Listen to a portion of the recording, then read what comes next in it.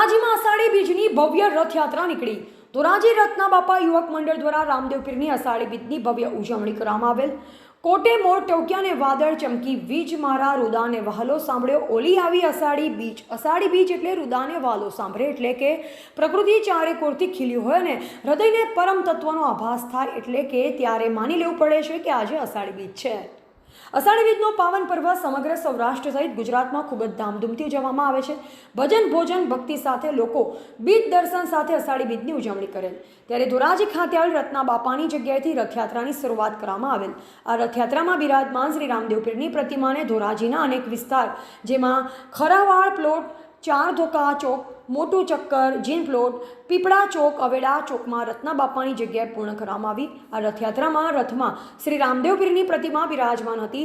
રથયાત્રા સાંજે 5 કલાકે નીકળી અને આ રથયાત્રામાં ગામના આગેવાનો, વડીલો, બહેનો બહોળી સંખ્યામાં ઉપસ્થિત રહ્યા। બોલો રામદેવજી મહારાજ કી જય। ભક્ત શ્રી રત્ના બાપાની જય। ભક્ત શ્રી રત્ના બાપાની જગ્યા અવેડા ચોક ધોરાજી, તેમના મહંત શ્રી પ્રફુલ્લદાસજી કૃષ્ણદાસજી, આપ સર્વે ભક્તજનોનું અંતકરણપૂર્વક સ્વાગત અને અભિવાદન કરું છું। ભક્ત શ્રી રત્ના બાપાની જગ્યામાં દર વર્ષે અષાઢી બીજ ધામધૂમપૂર્વક ઉજવાય છે। એમાં નેજા ઉત્સવ, પાદુકા ઉત્સવ, રાત્રે પાઠ ભજન આવું અને માણસોને પ્રસાદી, ભક્તજનો આવેલા હોય એને બધાને પ્રસાદી આવું ધામધૂમપૂર્વક આયોજન કરવામાં આવે છે અષાઢી બીજનું। ત્યાર પછી જગ્યામાં જન્માષ્ટમી આખો શ્રાવણ માસ શિવમય ઉજવવામાં આવે છે। ગણપતિ ઉત્સવ ઉજવવામાં આવે છે। નવરાત્રિમાં નવરાત્રિ ઉત્સવ ઉજવવામાં આવે છે।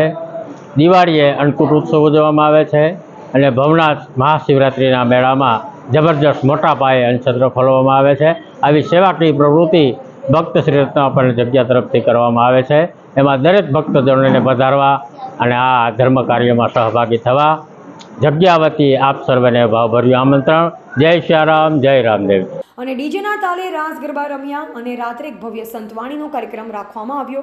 તેમજ રાત્રે સંતવાણીમાં મોટી સંખ્યામાં ભાઈઓ બહેનો જોડાયા અને અષાઢી બીજની ભાવભેર ઉજવણી કરવામાં આવી।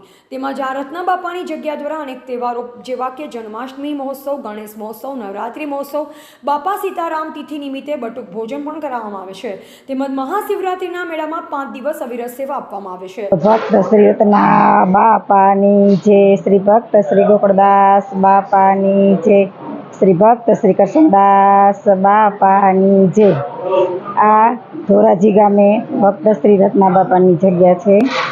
રત્ના બાપા સંત થઈ ગયા એને 150 વર્ષ થયા છે। 150 વર્ષથી આ જગ્યા ચાલી, જગ્યાનું અવિરત કાર્ય બધાય ચાલુ છે। બધાય 12 મહિનાના પ્રસંગ ઉજવાય છે। શિવરાત્રિ ઉજવાય ભવનાથમાં 10 દિવસ અન્નક્ષેત્ર, 24 કલાક અન્નક્ષેત્ર અમારું ચાલુ હોય 10 દિવસ। ત્યાર પછી જન્માષ્ટમી, ત્યાર પછી અષાઢી બીજ હોય। અષાઢી બીજે બહુ જબરજસ્ત માણસો અમારી અહીંયા પ્રસાદ લે છે। આખો દિવસ સવારથી સાંજ સુધી અમારે પ્રસાદ વિતરણ ચાલુ હોય અને રાતે પાઠ ભજન ચાલુ હોય, આખી રાતે પ્રસાદી ચાલુ હોય। ત્યાર પછી શ્રાવણ મહિનામાં કૃષ્ણ જન્મ બહુ ધામધૂમપૂર્વક અમારી જગ્યાએ ઉજવાય છે। 12 મહિનામાં ભાદરવા મહિનામાં નેજા પૂજનનો ઉત્સવ થાય છે। 12 મહિનામાં સતત અમારી જગ્યાએ આવા સરસ કાર્યના, આવા સરસ પ્રસંગો ઉજવાયા કરે છે અને બહુ ઝાઝી સંખ્યામાં અમારી અહીંયા માણસો પ્રસાદ લે છે અને બધાયનો સાથ સહકાર છે કાર્યકરનો। એનાથી અમારું આવું સરસ ભગીરથ કાર્ય ચાલે છે એ લોકોનો સાથ સહકારથી। રિપોર્ટર નયન રાવરાણી, સંવંત ભારત ન્યૂઝ, ધોરાજી, રાજકોટ।